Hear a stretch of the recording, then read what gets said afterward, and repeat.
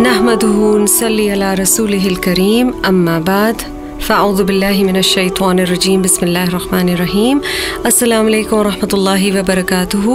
मेरा नाम फ़राना ज़ाहिदी मौसम है और आज हम रमज़ान के हवाले से एक टॉपिक पे बात करेंगे जो हम सब की ज़िंदगियों से मुताल्लिक़ है। हम बात करेंगे कंज्यूमरिज़म पे, शोइंग ऑफ पे, ओवर स्पेंडिंग पे और सिंप्लिसिटी पे, यानी मादा परस्ती, दिखावा, इसराफ और सादगी, और इन सब चीज़ों का आपस में क्या ताल्लुक़ है। इमेजिन कीजिए एक ऐसी ज़िंदगी जिसमें आपको ये ना सोचना पड़े that what will people think of मी, लोग मेरे बारे में क्या सोचेंगे या लोग क्या कहेंगे। इमेजिन कीजिए एक ऐसी ज़िंदगी जिसमें आपको जब आप डाउन फील कर रहे हों तो आपको सीधा मॉल की तरफ ना भागना पड़े या बहुत ज़्यादा महंगा खाना ना खाना पड़े just to feel better. That is what we are talking about. नबी अकरम सल्लल्लाहु अलैहि वसल्लम की हदीस है, अबू दाऊद से है, in which he said, verily simple living is part of faith. Verily simple living is part of faith. इसमें नबी सल्लल्लाहु अलैहि वसल्लम ने फरमाया, यकीनन सादा ज़िंदगी ईमान का हिस्सा है, यकीनन सादा ज़िंदगी ईमान का हिस्सा है। मगर हम क्या उस सादगी की तरफ हैं जो हमारे पहली जनरेशन्स में थी, या हमने अपनी ज़िंदगियों को ओवर कॉम्प्लिकेट कर लिया है। आप नबी सल्लल्लाहु अलैहि वसल्लम की अगर ज़िंदगी देखें जो हज़रत आयशा रज़ियल्लाहु ताला अन्हा बताती हैं, तो उसमें वो बताती हैं कि वो एक आम आदमी की तरह अपने रोज़ की ज़िंदगी गुजारते थे।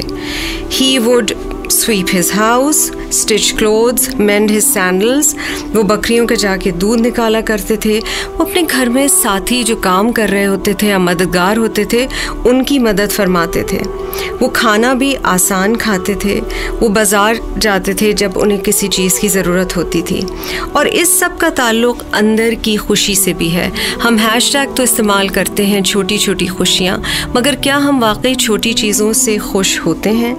We sometimes also need simplicity in how we think, not over reading into things, not over complicating things.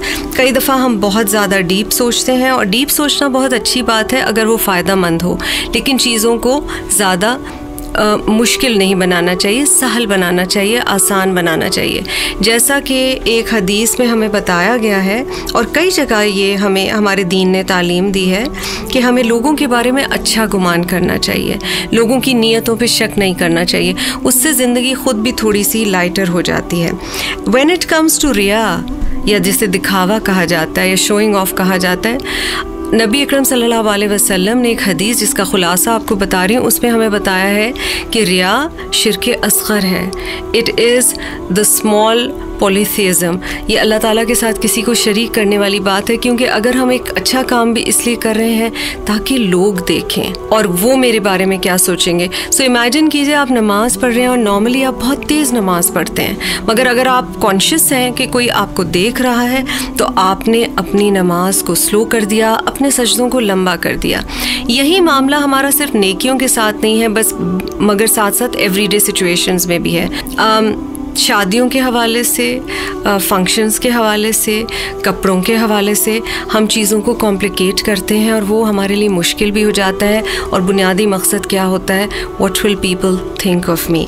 So if we have inner confidence and we have faith in Allah सुब्हानहू व तआला, maybe we will not be so worried. एक aspect और है जिसका बहुत ताल्लुक़ retail therapy, consumerism से है, और वो है इसराफ। जहाँ 6 जोड़ों में मेरा गुजारा हो सकता है, वहाँ मैं 10 जोड़े क्यों रखती हूँ? Are we living life based on wants और नीड्स? जहाँ तक ज़रूरत की चीज़ें हैं वो तो बहुत अच्छी चीज़ है, लेकिन बहुत दफ़ा हम इसलिए ख़र्च रहे होते हैं क्योंकि हमारा दिल चाहता है, और हमारे दिल के चाहने का ताल्लुक़ कुछ अपनी ज़ात से भी है और कुछ इस चीज़ से है कि लोग क्या कहेंगे। तो इसलिए एक सादा ज़िंदगी हमारे लिए आसानी क्रिएट करती है।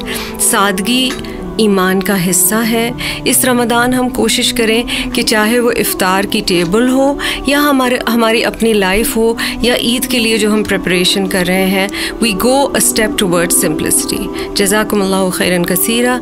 अस्सलामु अलैकुम व रहमतुल्लाहि व बरकातुहू। Assalamu alaikum. You were listening to Ilm in 5 by Farana Zahidi Muazzam.